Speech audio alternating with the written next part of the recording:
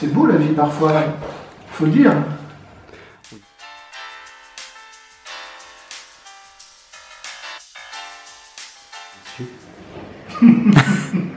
C'est pour les lecteurs que c'est dur d'attendre autant de temps, sans doute. Non, pour moi c'est une passion, mais ça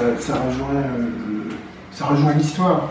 C'est-à-dire que Sambre n'est pas une série comme une autre, c'est une série avec une vraie implication, où quelque part, à travers cette histoire, je raconte ma vie, ou mes questionnements sur la famille, la transmission, tout ce genre de choses. Et puis il y a l'histoire personnelle qui s'est greffée en dessous, et que je ne savais pas. Ça a été révélateur. Et puis, je dirais, pour moi, les grandes œuvres qui m'ont marqué quand j'étais jeune, c'était des œuvres de théâtre, et c'était toujours des choses que le temps méprise ce qu'il se fait sans lui. Il faut une dimension de temps pour que les choses prennent leur saveur. On ne peut pas improviser une vraie réflexion. Le dessin est lent, déjà. Alors faire une bande dessinée qui dure longtemps, ça prend encore plus de temps, et ça donne cette capacité, cette possibilité de pouvoir approfondir les thèmes, approfondir les personnages. Et à vrai dire, je n'ai jamais eu autant de plaisir à faire ça que maintenant, lorsque j'approche de la fin.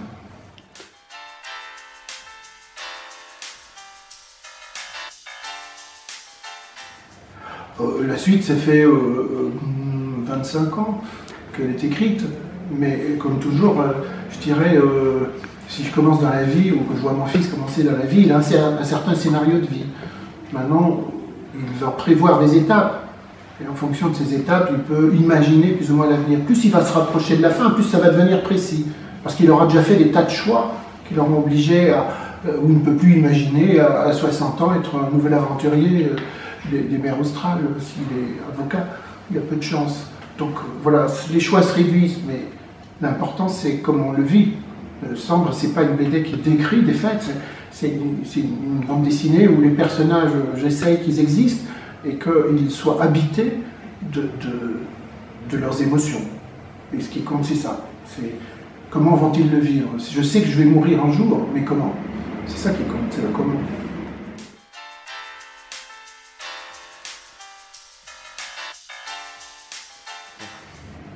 Le bonheur. Maintenant, j'ai du bonheur. Maintenant, c'est du plaisir.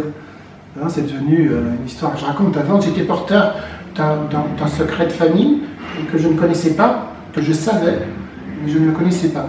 Et donc, j'avais besoin, sans doute, de le dessiner, de le raconter à travers une métaphore, et qui s'est présentée presque de manière hasardeuse, pour progressivement prendre conscience de ce qui était là, et que personne ne parlait. C'est le silence des familles, quoi. Et à un moment donné, on prend conscience que la tragédie qu'on raconte, eh bien, c'est sa propre tragédie, même si elle est métaphorisée. Et donc, le jour où on met des mots là-dessus, et des images, ben, il y a une libération. Et on se dit, bon, ben voilà, maintenant, j'ai plus que le bonheur de terminer Sambre. Avant ça, j'avais peur de terminer.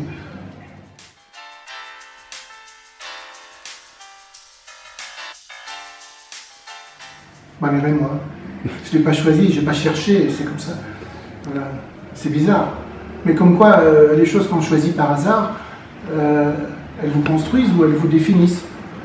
Le hasard est peut-être ce qu'il y a de plus proche de la destinée.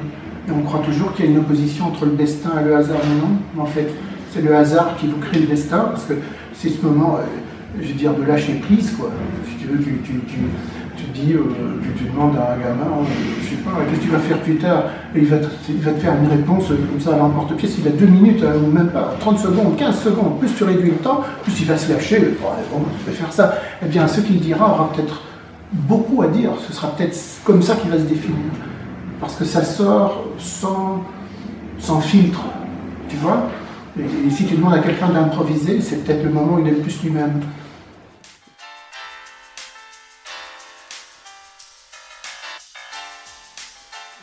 Moi, c'est ma conviction. Plus tu te rapproches de toi-même, plus tu as de chances d'être heureux. Et si tu commences à essayer de faire les recettes des autres, De toute façon, même si ça marche, c'est pas ta recette, ça va te faire chier à un moment. Et si c'est toi, si tu veux, c'est formidable. Et là, à cet égard, tu ne peux qu'être reconnaissant. Tu aimes le monde, tu aimes le public, tu aimes tout le monde, toi, après ça, quoi. C'est ce qui se passe. Donc j'ai jamais été aussi heureux de faire de la bande dessinée qu'aujourd'hui. Avec en plus l'atout qu'il faut quand même pas oublier qu'en 33 ans, tu apprends à connaître tes personnages, et quoi qu'on dise, tu dessines de mieux en mieux. Tu as de plus en plus de moyens de pouvoir raconter ce qui t'est intime. Ce qui te posait des problèmes avant, ben, c'est plus un problème. Donc tu peux voir plus loin. C'est un vrai bonheur.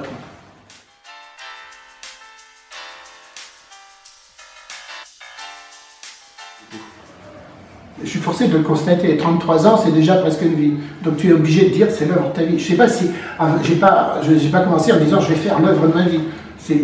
Ça s'impose à toi. Si tu mets 33 ans à faire une histoire, tu te dis pourquoi j'ai fait ça? Pourquoi j'ai mis 33 ans? Voilà. Mais tu te dis, ben voilà, il y a une part d'abord de rencontre, c'est que tu vas raconter une histoire, pour tenir une histoire qui tienne aussi longtemps, il faut vraiment une grande blessure personnelle. Ça, c'est ce que je crois, de plus en plus.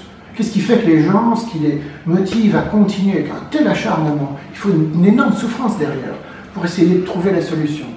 Donc, voilà, ça te construit, cette souffrance.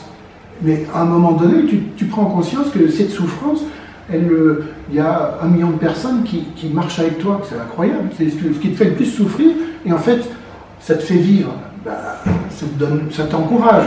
Peut-être que s'il n'y avait pas eu ce succès, j'aurais fait autre chose, j'en sais rien, moi je ne peux pas le dire, mais il y a eu ce succès qui te renvoie, et tu te dis, mais c'est bizarre, je souffre, je raconte quelque chose qui est horrible, et les gens adorent, et ils veulent la suite. Et même si je mets 4 ans à le faire, ils m'en parlent encore. Il reste quelque chose, quoi. Tu sais, il y a beaucoup de bandes dessinées, ou même de scénarios que j'ai fait parfois, où tu fais un truc, et puis, bon, c'est chouette, et puis ça passe, voilà. Mais il y a des choses que tu lis, ou des films que tu vois, et il te reste quelque chose, quoi. Comme on dit, le silence qui suit Mozart, c'est encore du Mozart. Hein.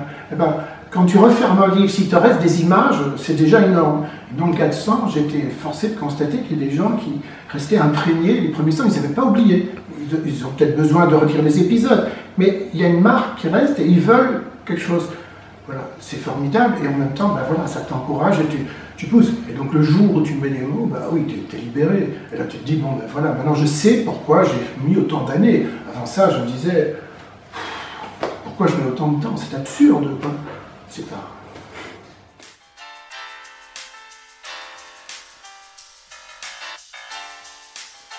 Ça a changé, mais si tu veux, si je me regarde dans la glace, j'ai changé, hein, tu vois. Et les idées que j'avais sur le dessin et ce qui me plaisait à 20 ans, quelque part c'est toujours la même chose et en même temps ça n'a plus rien à voir. Au niveau du dessin, quand j'avais au début de Sambre, ce qui m'importait beaucoup, c'était de dessiner sans rides, tu vois. Avoir trouvé une forme pure comme ça, de corps, qui ne soit pas vulgaire, qui ait une élégance, qui ait, comment dire, forme d'éternité à travers le dessin qui résiste au temps, voilà, d'échapper aux modes. Et aujourd'hui, ça m'émeut de voir les rides. J'ai un plaisir à dessiner ça, ce qui était l'inverse d'avant. Ton dessin nécessairement se transforme, même si ça reste sombre. Et il y a un langage qui est propre. Tu es obligé de...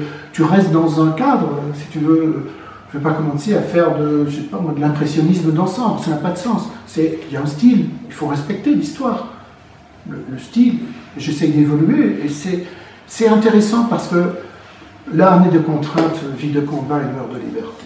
C'est la phrase de Delacroix. Il n'y a personne qui a trouvé mieux jusqu'ici, à mon avis.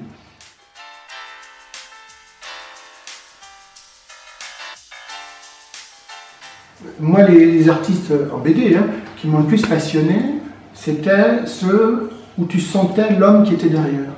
Franquin, j'ai eu une vénération pour lui. Je trouve que Franquin, la grande qualité qu'il a eue, c'est d'être toujours honnête avec lui-même. Il ressemble à ce qu'il a fait.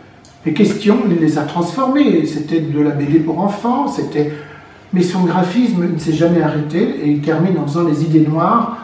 C'est géant.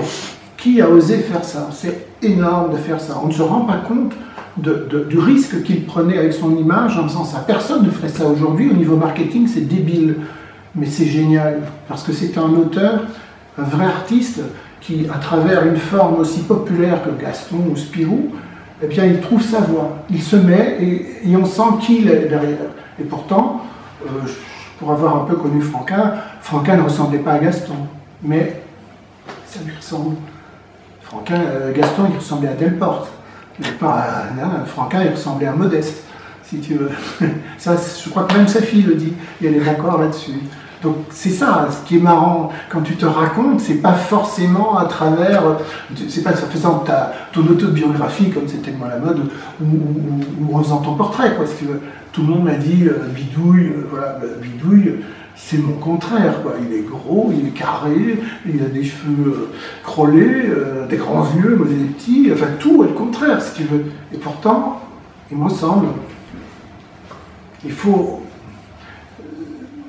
L'art, c'est de trouver la bonne distance, tu vois. Tu peux pas... une bande dessinée, on dit que c'est autobiographique, oui, enfin, c'est pas une psychanalyse non plus. Hein, je veux dire, tu es tout seul sur ton divan avec le psy qui dit rien. Mais ton lecteur, tu vas pas commencer à raconter. Non, tu en fais une histoire, voilà. C'est ça, c'est l'équilibre. Il y a une douleur qui précède une grande œuvre ou qui fait qu'il te tient. Mais il n'y a pas que ça, il n'y a pas que la douleur, il faut du plaisir. Il faut que cette douleur s'organise. Sinon, c'est que du chaos. Je veux dire, si tu vas voir des artistes fous, par exemple à Berlin, il y a une maison avec des tags, et que des artistes fous qui font des tags qui remplissent le mur, c'est vraiment de l'art brut. Mais il n'y a que de la souffrance, quoi. Tu ne peux pas pénétrer là-dedans. Il faut quand même un lien, l'altérité, l'autre. Il faut laisser de la place à l'autre, il faut en faire une histoire. Voilà. Organiser, c'est déjà se construire, et puis c'est échapper à la folie, quoi.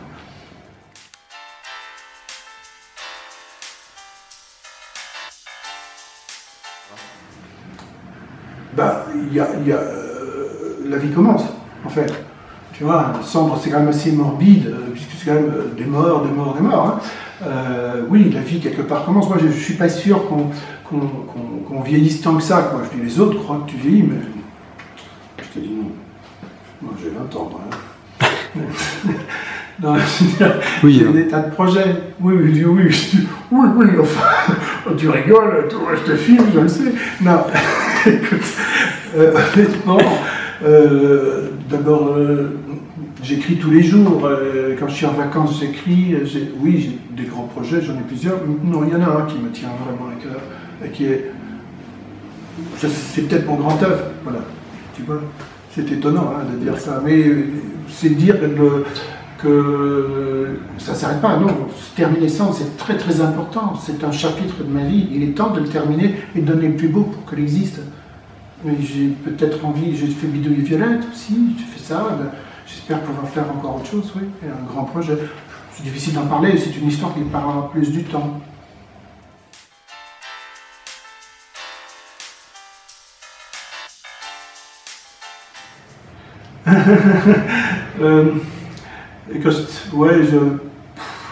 La seule chose que j'ai envie de dire, c'est que il y a moyen d'être heureux. C'est pas si compliqué, qu'il faut malheureusement énormément d'années pour en apprendre la leçon. Mais il y a un truc, c'est Marjane Satrapi qui a dit un truc vachement important quand elle a reçu un prix Angoulême. Elle a dit, quand j'étais jeune, je croyais que la bande dessinée, c'était monter les escaliers de la gloire, tu vois. Et elle montait des escaliers pour recevoir son prix, quoi. Et elle dit, maintenant j'ai compris que faire de la bande dessinée, c'est d'abord monter l'escalier qui mène à ton atelier et faire la BD. La BD, c'est d'abord 12 heures de solitude quotidienne. Et donc, il est plus important de prendre son plaisir à dessiner, à raconter des histoires, qu'à attendre le succès en librairie. Voilà. Le jour où l'album sort, ça ne dure pas très longtemps. L'important, c'est de bien vivre ce moment-là. Parce que si tu le vis bien, ben, déjà, tu as déjà gagné ta vie. Tu l'as déjà réussi, je trouve. Et si en plus ça marche, c'est du bonheur.